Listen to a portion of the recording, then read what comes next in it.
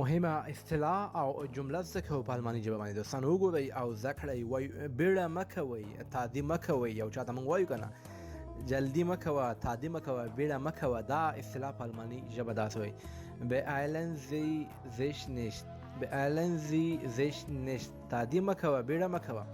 که موږ وایو زه باید اوس لاړ شم، زه باید اوس ولاړ شم، بیا دا جمله په الماني ژبه داسې وایو ich muss jetzt gehen، ich muss jetzt gehen، زه باید اوس لاړ شم.